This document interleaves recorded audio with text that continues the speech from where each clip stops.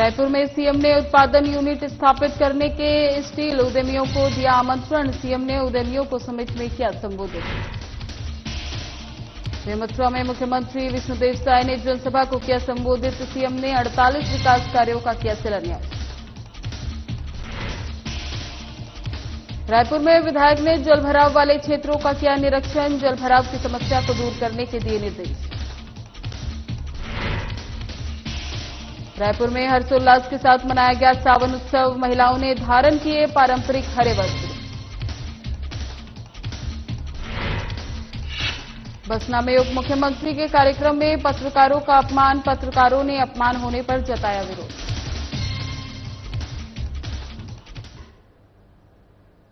नमस्कार, मैं ज्योति निषाद। चलिए बढ़ते हैं खबरों की ओर। मुख्यमंत्री विष्णुदेव साय ने बेमेतरा जिले के नगर पंचायत डाड़ी स्थित स्टेडियम परिसर में आयोजित विशाल जनसभा को संबोधित किया, जहां मुख्यमंत्री विष्णुदेव साय ने कहा कि राज्य सरकार ने बीते 1.5 वर्षों में अनेक ऐतिहासिक निर्णय लिए, जिनका उद्देश्य प्रदेश को समग्र विकास की ओर अग्रसर करते हुए जन कल्याणकारी को सर्वोच्च प्राथमिकता देना है। उन्होंने विश्वास व्यक्त किया कि ये ठोस कदम आने वाले समय में छत्तीसगढ़ को देश के लिए एक उदाहरण के रूप में स्थापित करेगा।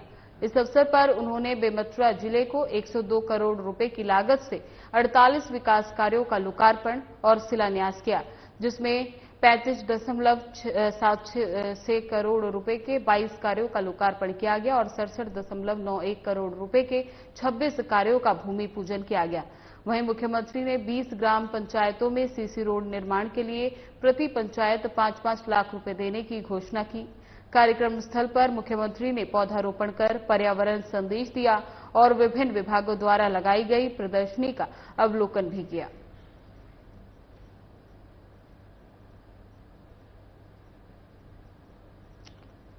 बता दें कि बेमेतरा में मुख्यमंत्री ने एक जनसभा को संबोधित किया, जहां पर मुख्यमंत्री ने जनसभा से पहले पौधारोपण किया और वहां पे लोगों को 18 विकास कार्यों का शिलान्यास किया और कई करोड़ों की विकास परियोजनाओं का उद्घाटन भी किया।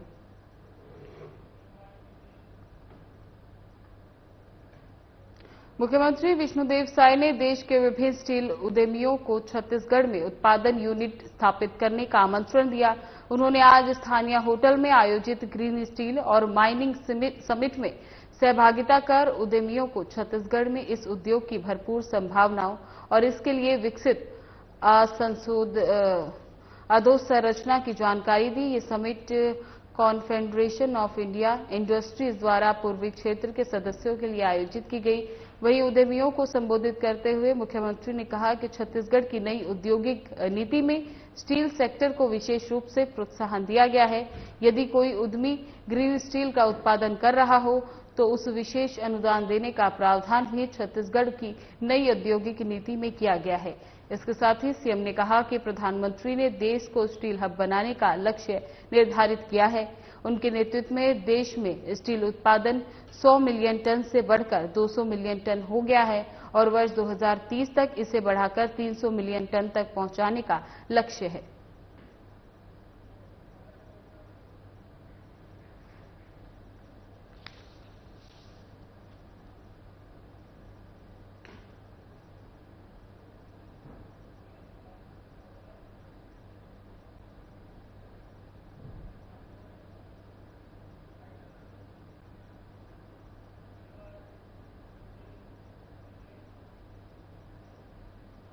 कांकेर जिले के ग्राम पंचायत हाराजूला में महानदी पर बनी पुलिया का एक हिस्सा अचानक धंस गया। ये पुल वर्ष 2006 में बनाया गया था, लेकिन वर्षों से इसकी मरम्मत नहीं हुई, जिससे ये दुर्घटना सामने आई। घटना की सूचना मिलते ही क्षेत्रीय विधायक सावित्री मंडावी मौके पर पहुंची और पुल का निरीक्षण किया। चारमा थाना पुलिस ने घटनास्थल पर मौजूद रही। प्रशासन ने फिलहाल सुरक्षा को देखते हुए मार्ग को पूरी तरह से बंद कर दिया है। बता दें, ये मार्ग नहरपुर ब्लॉक और चारामा ब्लॉक इसके साथ ही महानदी क्षेत्र को जोड़ता है। ये पुल भारी वाहनों के आवागमन का मुख्य मार्ग रहा है। स्थानीय ग्रामीणों का कहना है कि पुल के नीचे से लगातार अवैध रेत तस्करी की जा रही थी, जिससे पुल की नींव कमजोर होती गई।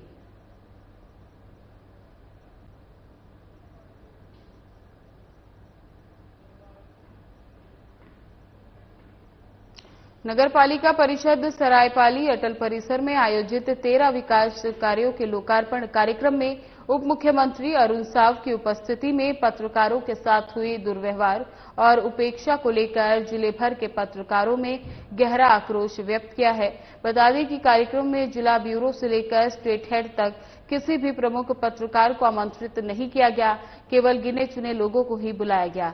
साथ ही पत्रकारों के लिए बैठक व्यवस्था तक नहीं की गई, जिससे उन्हें कार्यक्रम स्थल से लौटना पड़ा। इस उपेक्षाजनक व्यवहार के विरोध में पत्रकारों ने कार्यक्रम का बहिष्कार किया और स्पष्ट से कहा है कि जब तक पत्रकारों को उचित सम्मान नहीं मिलेगा, वे इस प्रकार के शासकीय आयोजनों की खबरों का बहिष्कार करेंगे और शासकीय समाचारों का प्रकाशन नहीं करेंगे। घटना के विरोध में पत्रकार कल्याण महासंघ छत्तीसगढ़ इकाई बसना द्वारा 28 जुलाई को कृषि उपज मंडी सभागार बसना में आकस्मिक बैठक आयोजित की गई। वहीं बैठक में उपस्थित सभी पत्रकारों ने एक स्वर में घटना की कड़ी निंदा करते हुए कहा कि ये केवल एक पत्रकार का ही नहीं, बल्कि पूरे मीडिया जगत का अपमान है।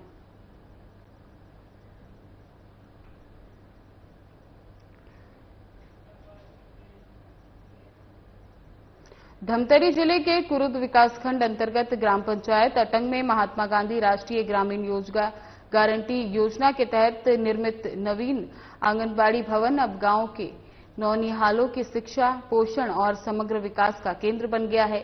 ये भवन न केवल बच्चों की मुस्कान लौटाने वाला स्थान बन चुका है, बल्कि ये ग्रामीण विकास और बाल सशक्तिकरण की दिशा में एक महत्वपूर्ण कदम भी है।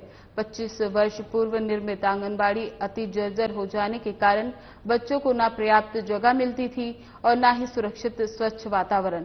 बच्चों के बैठने, खेलने और पढ़ाई करने के लिए हमेशा भय बना रहा था। भवन जर्जर होने के कारण बारिश या गर्मी से सुरक्षा देने वाली व्यवस्थाओं का अभाव हो रहा था।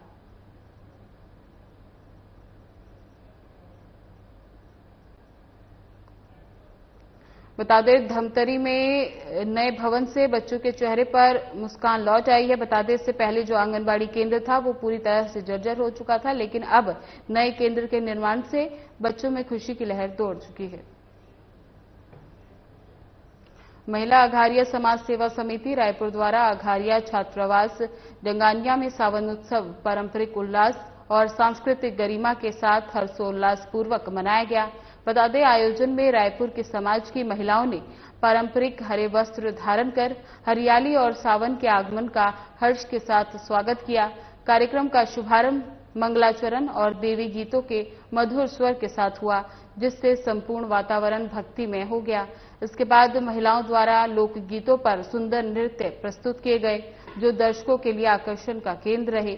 वहीं सांस्कृतिक कार्यक्रमों की श्रृंखला में भजन, झूला गीत, पारंपरिक खेल, लकी ड्रॉ और ग्रीन क्लीन जैसी विशेष प्रतियोगिताएं आयोजित की गईं। वहीं कार्यक्रम के समापन पर सभी प्रतिभागियों और उपस्थित महिलाओं को स्मृति चिन्ह देकर सम्मानित किया गया। साथ ही पर्यावरण संरक्षण का संदेश भी प्रभावशाली ढंग से प्रस्तुत किया गया।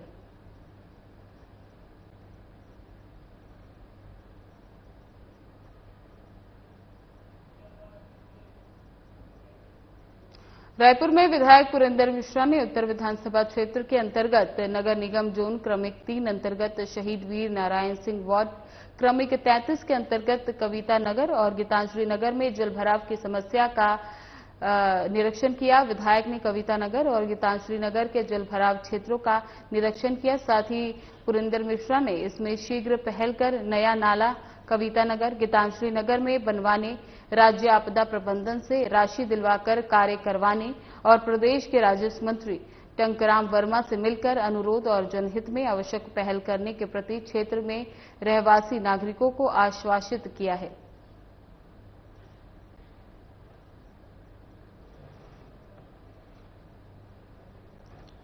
बता दें कि रायपुर में जलभराव की समस्या को देखते हुए पुरेंद्र मिश्रा विधायक ने वहां पर निरीक्षण किया और जल्द ही निर्देश दिए कि इसको भरवाया जाए और जो भी कार्य अधूरे हैं वो पूरे की जाएं।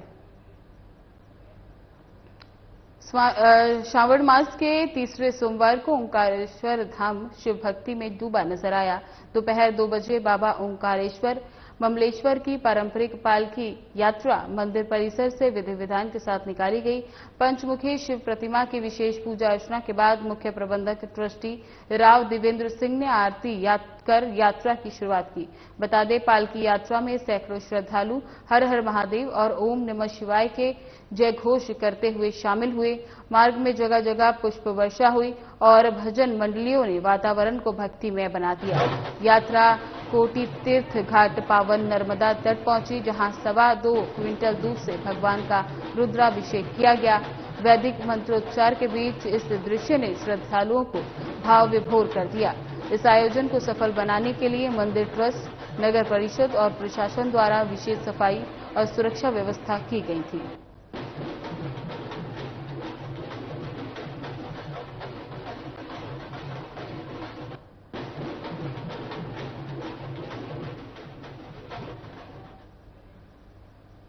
पवित्र नगरी ओंकारेश्वर में नागपंचमी का पावन पर्व परंपरा, श्रद्धा और विधि विधान के साथ मनाया जा रहा है। इस अवसर पर मंदिर परिसर स्थित चांदी द्वार के समीप स्थापित प्राचीन नागशिला का विशेष दुग्धाभिषेक और पूजन अर्चन संपन्न किया गया।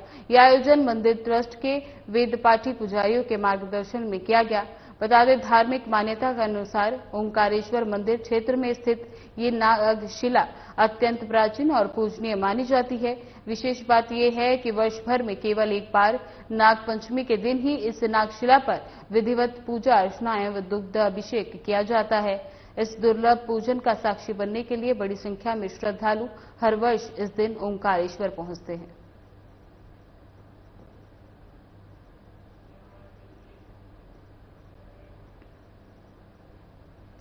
भोपाल में सीएम डॉक्टर मोहन यादव ने निःशुल्क शव वाहन व्यवस्था को रवाना किया, जहां सीएम ने कहा कि प्रदेश में कुल 148 शव वाहनों की व्यवस्था की गई है। मध्य प्रदेश सरकार द्वारा कई जनहित हितैषी योजना चलाई जा रही है। प्रधानमंत्री के नेतृत्व में जनहितैषी योजना लागू की जा रही है। कई बार ऐसी तस्वीर सामने आती है जिसमें शव को साइकिल और हाथ गाड़ी से ले जाया जाता है। एमपी की सरकार चौहान की निःशुल्क सुविधा देने जा रही है। पूरे देश में केवल एक मध्य प्रदेश सरकार है जो ये सुविधा देने जा रही है। हमने कहा कि ये ग्रामीण अंचल जिले तक के लिए, जिला चिकित्सालय में जहां पोस्टमार्टम के बाद सब पहुंचाना पड़ता है, किसी कारण से शरीर छूट गया, हॉस्पिटल से पहुंचाना पड़ेगा, तो सब वाहन से उसकी मदद पूरी तौर पर। हाँ, ये निःशुल्क रहने वाला है। ये इसका सारा पैसा मध्य प्रदेश सरकार उठाएगी। सर, समाजवादी पार्टी की सांसद डिम्पल यादव, उनको लेकर अभद्र तस्वीर की है। मैं आज संवाहन के इस पूरे अभियान के लिए आया हूं और उम्मीद करेंगे कि ये योजना से आपके माध्यम से नीचे तक जानकारी आएगी और कल से ही जो जिस किसी को आवश्यकता है इस सुविधा का लाभ लेंगे। मध्य प्रदेश सरकार ने इसके पहले एयर एम्बुलेंस की सुविधा भी दी है। ये हमारी प्रतिबद्धता है कि कोई भी व्यक्ति कहीं घायल है और उसको बड़े हॉस्पिटल में, बड़े नगर तक जाना है, तो एयर एम्बुलेंस के माध्यम से भी वो अपने घायल व्यक्ति को ले जाने के लिए कलेक्टर और डॉक्टर के माध्यम से ले जा सकता है। एक तीसरी योजना, हमने राहगीरी योजना भी प्रारंभ की है।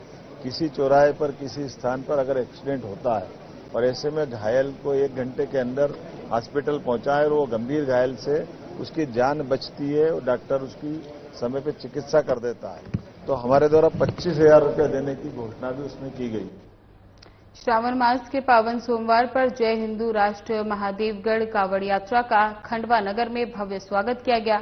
वर्षों से निकल रही ये ऐतिहासिक यात्रा इस बार संचालक अशोक पालीवाल के संरक्षण में और भी भव्य रूप से निकली।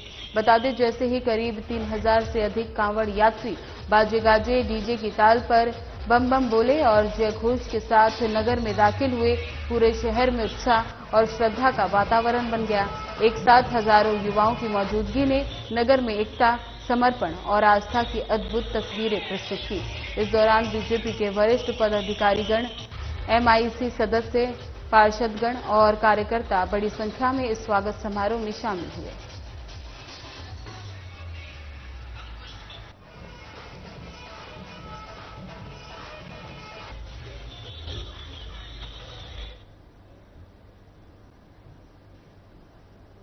खंडवा शहर की ट्रैफिक व्यवस्था पर एक बार फिर सवाल उठने लगे हैं।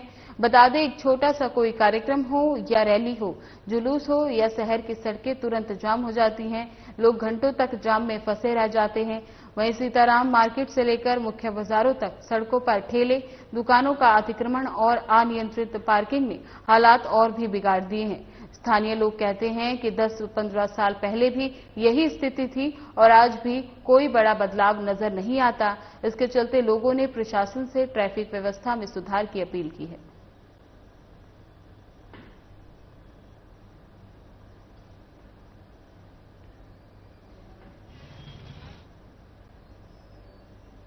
मध्य प्रदेश मलखंभ एसोसिएशन की वार्षिक सभा उज्जैन में हुई।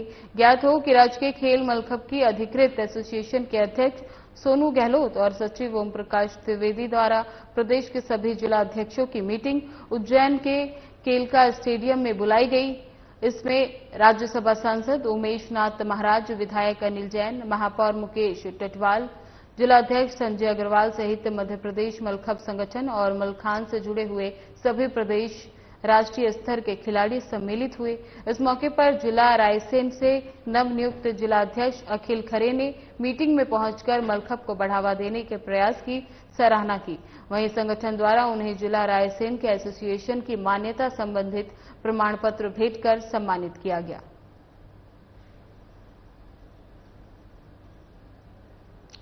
बता दें, बरेली में हुई जनसभा के एसोसिएशन में काफी लोग शामिल हुए। मध्य प्रदेश मलखंभ एसोसिएशन की वार्षिक सभा उज्जैन में हुई। ज्ञात हो कि राजकीय खेल मलखंभ की अधिकृत एसोसिएशन के अध्यक्ष सोनू गहलोत और सचिव ओम प्रकाश त्रिवेदी द्वारा प्रदेश के सभी जिला अध्यक्षों की मीटिंग उज्जैन के केलका स्टेडियम में बुलाई गई। इसमें राज्यसभा सांसद उमेश नाथ महाराज, मलखंभ संगठन और मलखान से जुड़े हुए सभी प्रदेश राष्ट्रीय स्तर के खिलाड़ी सम्मिलित हुए। इस मौके पर जिला रायसेन से नवनियुक्त जिलाध्यक्ष अखिल खरे ने मीटिंग में पहुंचकर मलखंभ को बढ़ावा देने के प्रयासों की सराहना की। वहीं संगठन द्वारा उन्हें जिला रायसेन के एसोसिएशन की मान्यता संबंधित प्रमाण पत्र भेंट कर सम्मानित किया गया।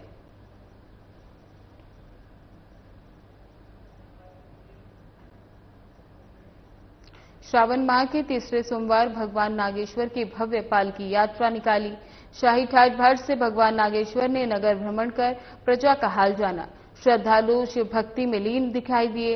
हर कोई जय शिव भोले शंभू भोलेनाथ के जयकारे लगा रहा था।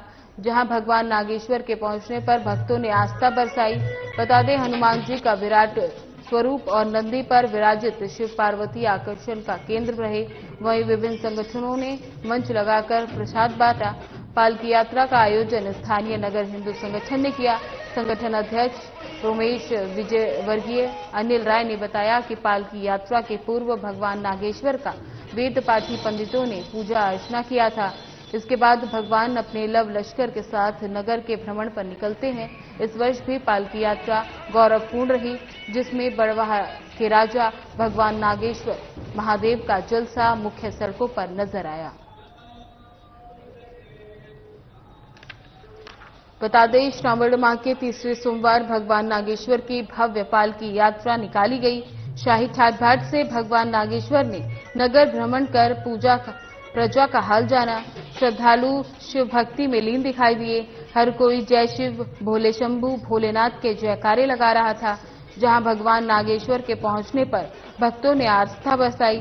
बता दें कि हनुमान जी का विराट रूप और नंदी पर विराजित शिव पार्वती आकर्षण का केंद्र बने रहे। वहीं विभिन्न संगठनों ने मंच लगाकर प्रसाद बांटा। पालकी यात्रा का आयोजन स्थानीय नगर हिंदू संगठन ने किया। संगठन अध्यक्ष रमेश विजयवर्गीय अनिल राय ने बताया कि पालकी यात्रा के पूर्व भगवान नागेश्वर का वेद पाठी पंडितों ने पूजा अर्चना कर अभिषेक किया। इसके बाद भगवान अपने लव लश्कर के साथ नगर भ्रमण पर निकले। इस वर्ष भी पालकी यात्रा गौरवपूर्ण रही, जिसमें बड़वाह के राजा भगवान नागेश्वर महादेव का जलसा मुख्य सड़कों पर नजर आया।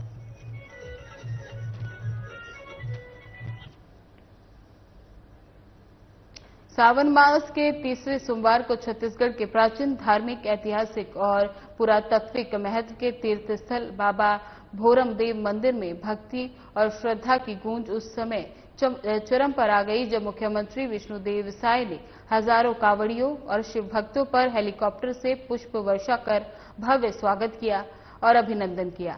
इस शुभ अवसर पर विधानसभा अध्यक्ष डॉक्टर रमन सिंह, उप मुख्यमंत्री विजय शर्मा और अरुण साव उपस्थित रहे। ये लगातार दूसरा वर्ष है जब मुख्यमंत्री स्वयं श्रद्धालुओं के स्वागत के लिए पुष्प वर्षा कर रहे हैं। पुष्प वर्षा के बाद मुख्यमंत्री ने बाबा भोरमदेव मंदिर पहुंचकर मंत्रोच्चार, विशेष पूजा अर्चना और रुद्राभिषेक किया। साथ ही प्रदेश की समृद्धि, शांति और खुशहाली की कामना की।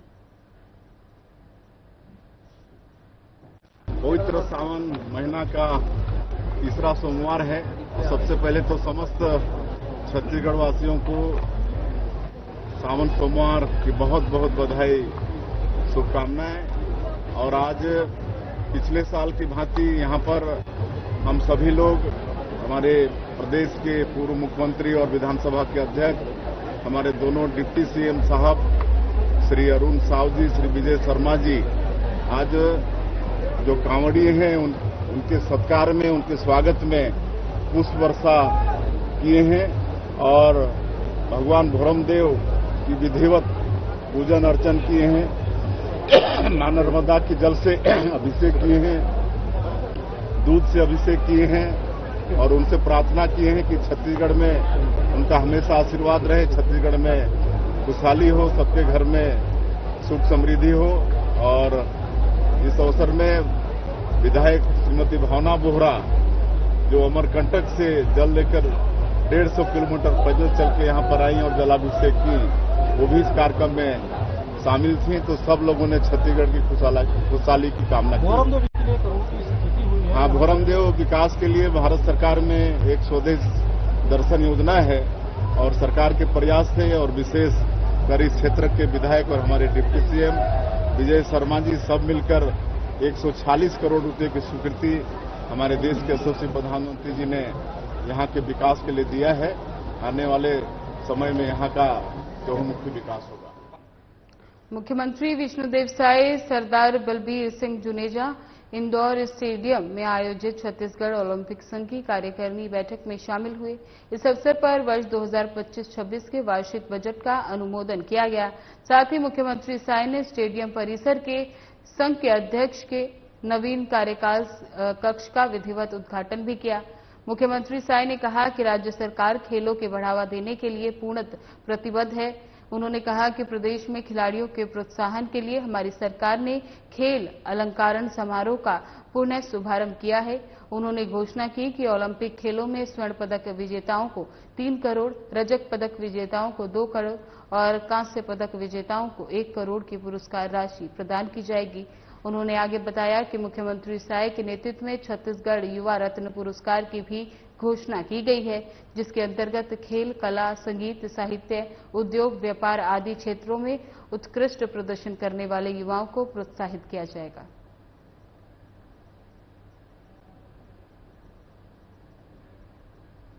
मुख्यमंत्री विष्णुदेव साय रायपुर के मेडिकल कॉलेज स्थित अटल बिहारी वाजपेयी सभागार में आयोजित सतनामी समाज के नवनिर्वाचित प्रदेश पदाधिकारियों के शपथ ग्रहण समारोह में सम्मिलित हुए। उन्होंने सभी नवनिर्वाचित पदाधिकारियों को बधाई और शुभकामनाएं देते हुए कहा कि शिक्षा समाज के विकास का मूल मंत्र है। समाज के सर्वगीण विकास के लिए हम सबको मिलजुल कर कार्य करना होगा। मुख्यमंत्री साय ने कहा कि पूर्व मुख्यमंत्री डॉक्टर रमन सिंह के कार्यकाल में गिरोधपुर धाम में कुतुब मीनार से भी ऊंचा जैतखाम निर्माण किया गया था। साथ ही अनेक विकास कार्य भी संपन्न हुए थे। इससे न केवल समाज का गौरव बढ़ा, बल्कि सतनामी समाज को वैश्विक पहचान भी मिली है। मुख्यमंत्री साय ने रायपुर में सतनामी समाज के बहुउद्देशीय भवन निर्माण के लिए 1 करोड़ रुपए की घोषणा की। इसके अतिरिक्त गिरोधपुर स्थित मंडवा महल के शेष अधूरे कार्यों की पूर्णता के लिए 50 लाख रुपए की मंजूरी भी प्रदान कर दी। उन्होंने समारोह में सम्मानित हो रहे प्रतिभावान विद्यार्थियों को 5-5 हजार रुपए का प्रोत्साहन राशि देने का घोषणा किया। इस अवसर पर कक्षा 10वीं और 12वीं के उत्कृष्ट प्रदर्शन करने वाले विद्यार्थियों को सम्मानित किया गया। कार्यक्रम को सांसद कमलेश जांगड़े, विधायक पुन्नूलाल मोहले, गुरु खुशवंत साहिब, प्रगतिशील सतनामी समाज के नवनिर्वाचित प्रदेश अध्यक्ष LL कोसले ने भी संबोधित किया। निर्वाचित अध्यक्ष जी मांग पत्र रखी है, तो मांग में सहानुभूतिपूर्वक हम विचार कर लो। और यहाँ रायपुर में बहुउद्देश्य भवन निर्माण पर पैसा के मांग हुई से तो कर ले में 1 करोड़ रुपया की घोषणा करत हूँ। और उसमें जो मड़वा में सतनाम धर्मशाला के निर्माण डॉक्टर साहब के समय में हुई से और थोड़ा अधूरा है, तो कर भी पूर्ति के लिए मैं 50 लाख रुपया की घोषणा कर। और जो 100 बच्चा जीवन के यहाँ पर सम्मानित करना है, जो 10वीं और 12वीं के बोर्ड में उत्कृष्ट प्रदर्शन करी है, उम्र के प्रत्येक बच्चा 5-5 हजार रुपया सरकार की तरफ से देने के घोषणा कर रहा हूँ। फिलहाल बुलेटिन में बस इतना ही। बने रहे हमारे साथ। नमस्कार।